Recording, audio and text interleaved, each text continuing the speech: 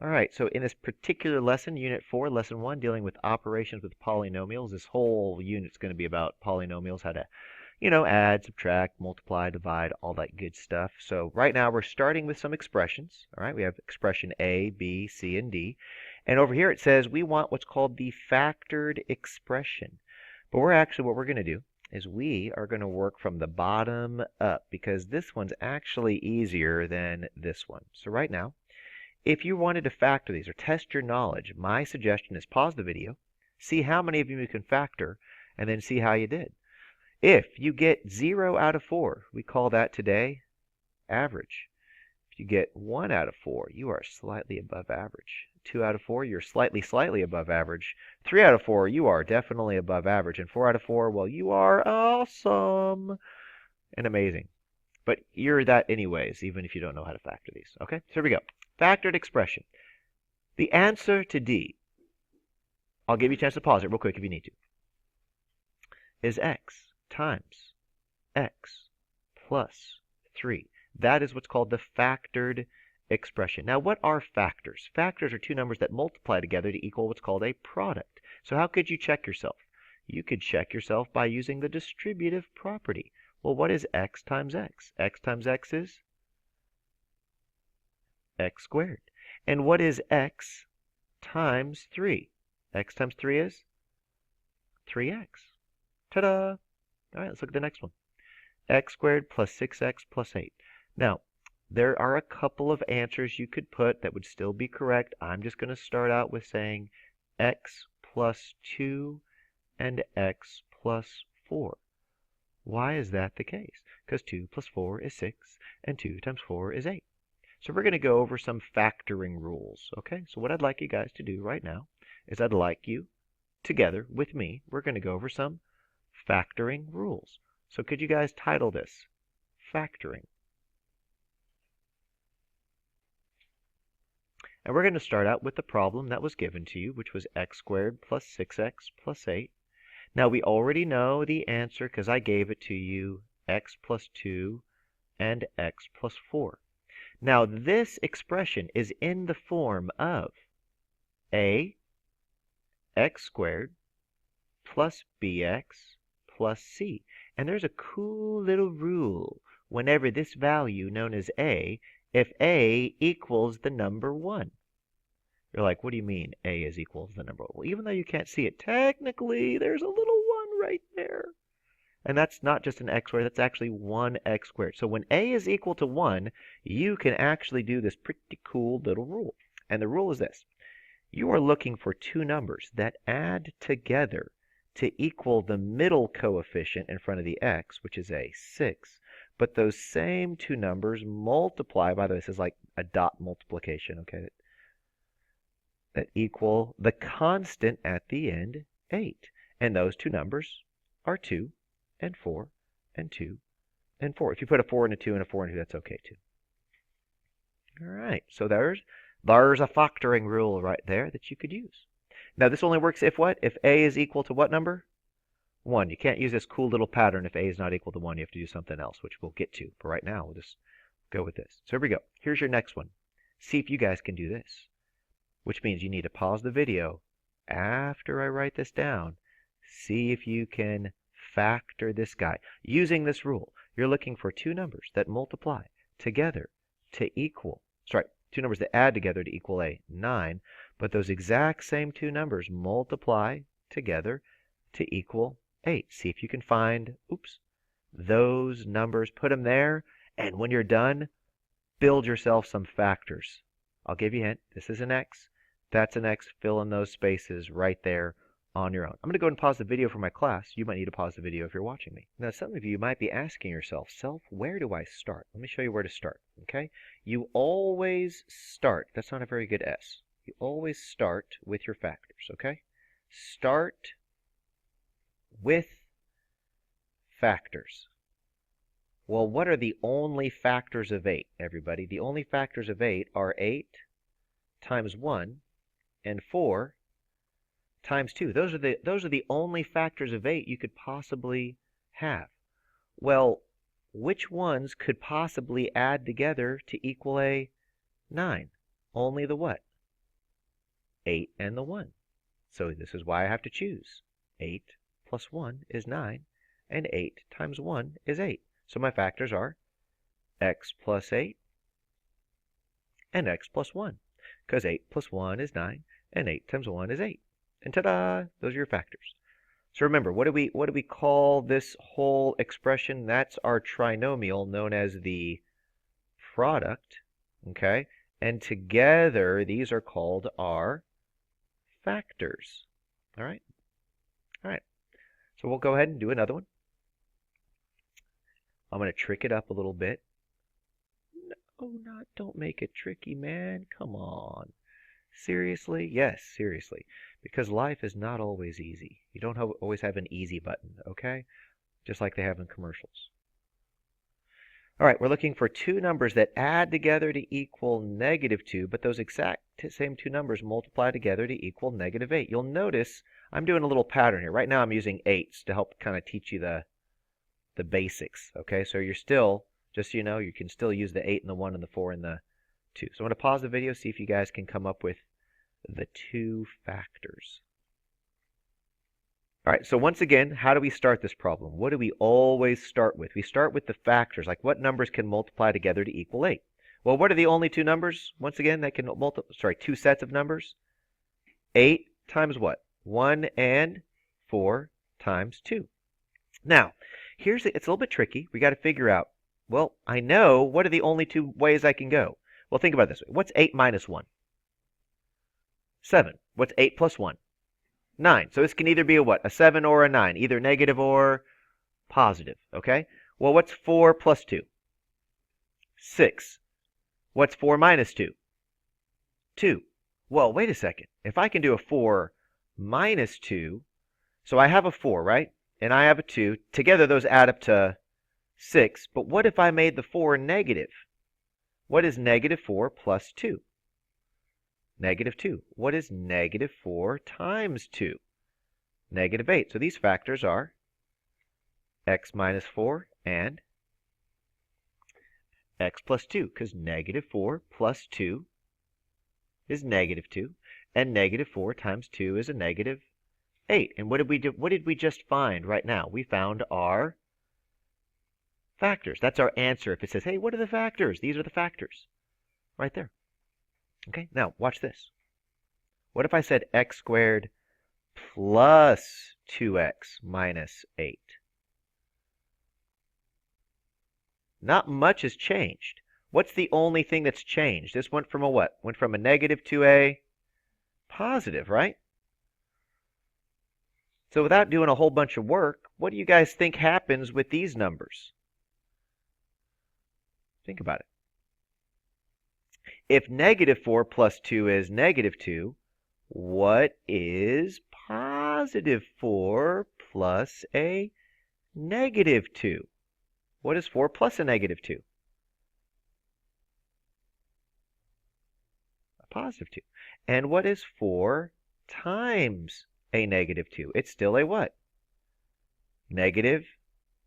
So what's the only difference? All I got to do is what? Change this from negative to positive, and change this from positive to negative, and that would be your answer. Okay. All right. So, by the way, each one of these examples, what did I limit everything to? What were our factors? Our factors were what? Something that multiplied together to equal either a positive or a -8. Now, it's not always going to be an 8 at the end, so we're going to do a quick little challenge problem. See what you guys can do. I'm going to give you two of them. All right, here we go. First one I'm going to give you is this one. X squared minus x minus 72. That's a tough one right there. Now, check this out. We're looking for two numbers. Ready? Two numbers that add together to equal the middle coefficient. You're like, I have no idea what you're talking about. The middle coefficient, even though you can't see it, is a -1. If that says -x, technically there's a what? A -1 right there. But what do those same two numbers do when you multiply those suckers together? They equal a -72. That's one of them. All right, I'm changing colors for the next one. Here we go. Let's go x squared, okay, how about this? We'll say plus 5x minus 24. Okay? X squared plus 5x minus 24. We are looking for two numbers that add together to equal a positive 5, but those exact same two numbers multiply together to equal a negative 24. So in blue, I'm looking for two factors, and in red, I'm also looking for two factors. Just so you know, you're going to have an x and an x, because we know x times x is x squared, and down here you'll also have an x. Oops, I'll change it to red. It didn't click. There it is. An x and an x. All right, so if we're doing this, what we're looking for, all right, is we're looking for the factors of 72 to start out with. So let me kind of list the factors of 72, all right? We got 72 and 1. We got 36 and 2. We got 18 and 4, all right? And we got 9 and, oh, not just 9 and 8, but we got 12 and 6. And then we have, what, 9 and 8. Ooh, I think I forgot one, 24 and 3. There you go. So there's kind of some factors, okay? So these are the factors of 72. There are quite a few, all right? Well, what are the only factors of 72 that could somehow get me to a negative 1 or a positive 1? What are the only ones? 9 and 8, okay? So I'm going to use 9 and 8 and 9 and 8. But here's the thing. Which one has to be the negative in order to make it a negative 1? The 9 has to be the negative, and the 8 has to be the positive. So I have to do x minus 9 and x plus 8. And how do you check? Add them together, see if they equal the middle, multiply them together, see if they equal the last. Now this one, the 24, was a little bit easier, because what are the factors of 24? We got 24 times 1. What else we got? 12 times 2, 8 times 3, 6 times 4. So of those, which ones could possibly get us to the number 5 out of this group? What do you get? 8 and 3, yeah, 8 and 3. So right here, I got to put an 8, and I got to put a 3, and an 8, and a 3. Well, wait a second. 8 plus 3 is 11, so we got to get to a what? A 5. So we got to make this a negative. If I make this negative, I got to make this negative. Well, is 8 plus a negative 3 5? Yes. Is 8 times a negative 3 negative 24? Yes. So I'm going to put x plus 8, but x minus 3. Those are called factors. All right? So I'm going to box in our factors. These would be our factors for that expression. And right here, these would be our factors for this expression. So just a quick little note that you guys want to make sure you do, all right? Write the word. Ready? You always have to start with your factors of that last number. You got to start with your factors.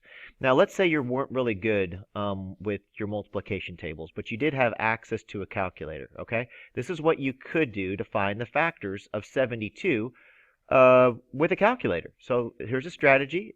Hopefully you can remember to use it. All right, we'll clear this out.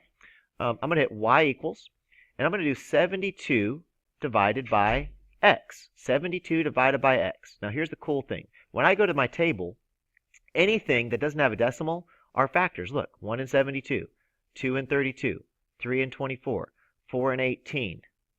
Keep going down. 6 and what? 6 and 12. Is 7 a factor of 72? No, because we got an ugly what? Decimal. 8 and what? 8 and 9, 9 and 8. Those are all factors of what number? 72. Well, what can I do that with all of them? Yeah, look, what's 24 divided by x? What's our factors? 1 and 24, 2 and 12, 3 and 8, 4 and 6, 6 and 4. Can I do that with any number? Absolutely. Look, I'll change it to a 20. Ready? What are my factors? 1 and 20, 2 and 10. What else? 4 and 5. And that's how you could find your factors. Let's say you had access to a calculator, but weren't really good with your multiplication tables. You could still find your list of factors by just doing what? typing in whatever number you're wanting to find a factor of. Watch this. 120 divided by x. Check your table. Wow, you got a bunch of factors there, don't you? See all these factors right here that I'm scrolling down on? Those are all factors of what number? 120. Anything that's a decimal is not considered to be a factor. Hopefully that was useful. All right, so now let's go back to our paper. And we have these two, correct? So if I go back, oh, wrong one.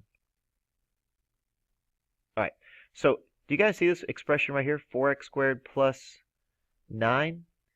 This is not factorable.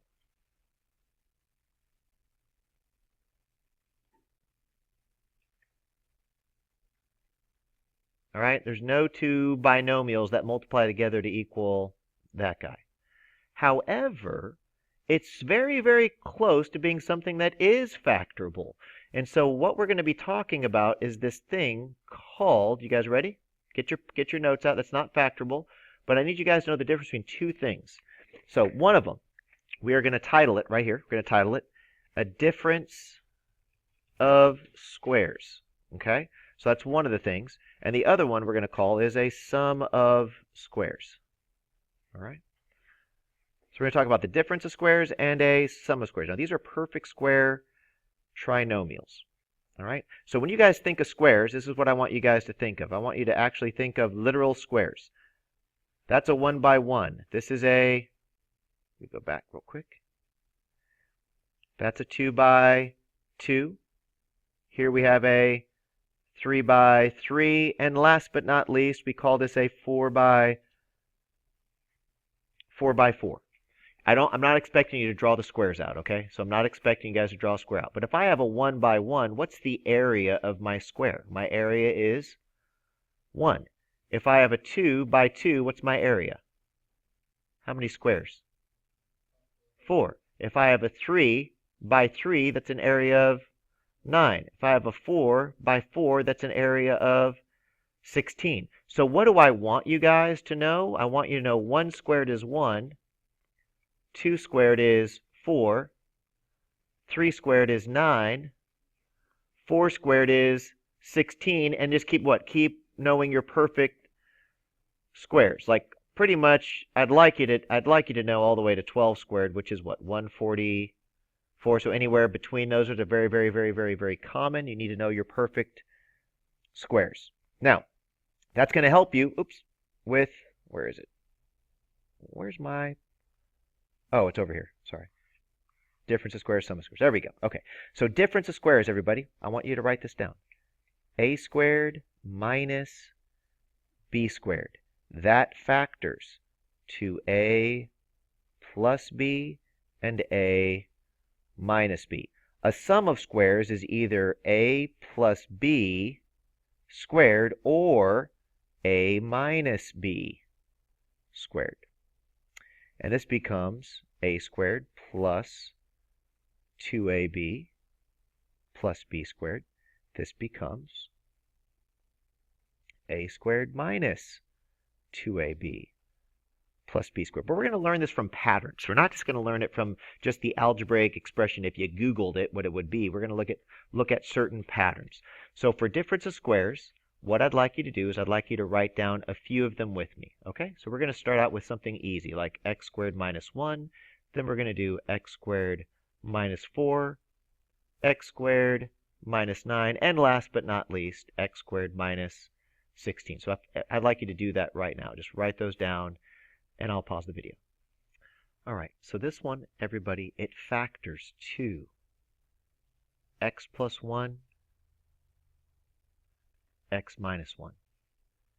This one factors to x plus 2, x minus 2. What do you guys think this one's going to be? We keep working our pattern down. X plus 3 and x minus 3. And last but not least, we could keep going forever, but we're not. That's going to be what? Okay. There we go. Now think about this. when you guys are factoring, what is a 1 plus a negative 1? A 1 plus a negative 1 is 0. Well, how many x's do you see in the middle? 0 x's. But what's 1 times negative 1? Negative 1.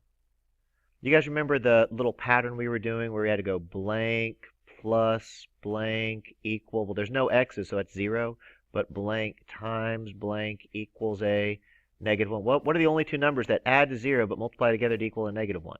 A negative 1 and a positive 1. So those are your factors. Okay?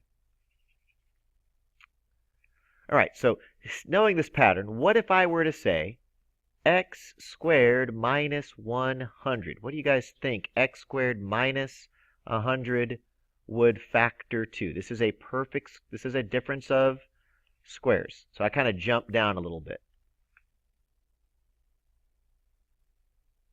Think about this. What is the square root? What is the square root of 1, everybody? What's the square root of 1? 1. What's the square root of 4? 2. What's the square root of 9? 3. What's the square root of 16? What's the square root of 100? No. Nope. I heard somebody say it. Yes, 10.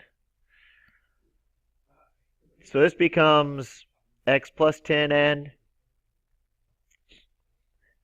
x minus 10. So when you guys are dealing with different squares, basically all you do is just take the square root of the number and you can do a plus or a minus. And that's called the difference of squares.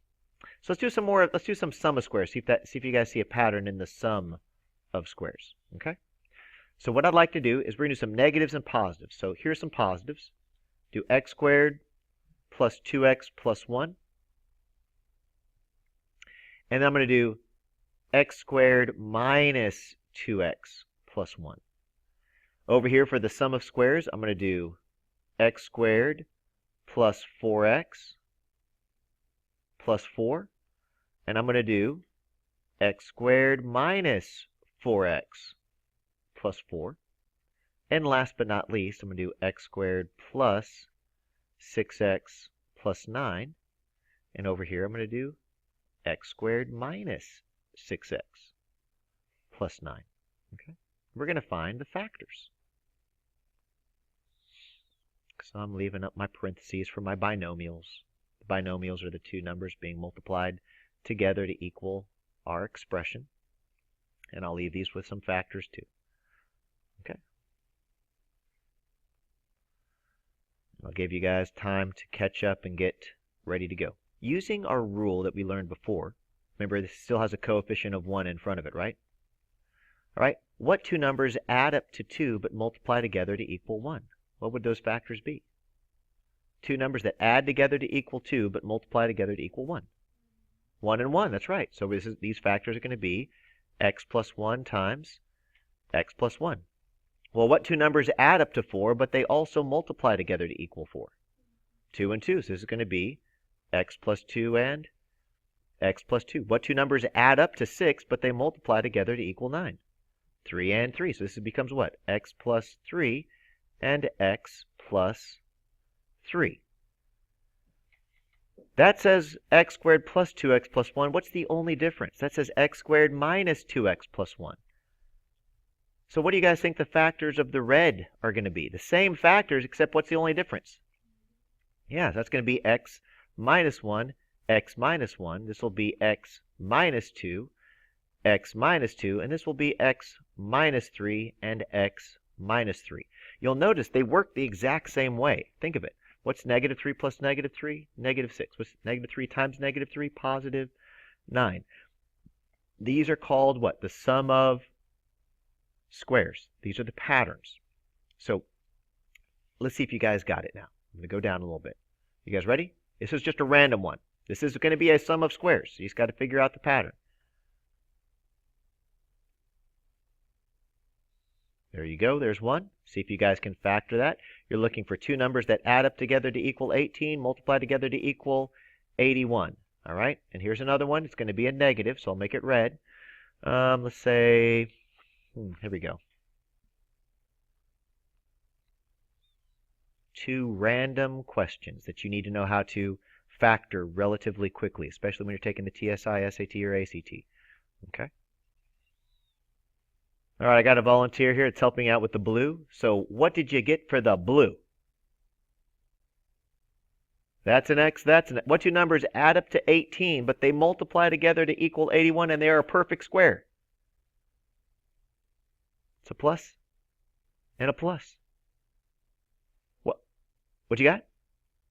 9 is right. X plus 9 and X plus 9, because 9 plus 9 is 18, and 9 times 9 is 81. Now, here's kind of another cool thing about perfect square trinomials, okay?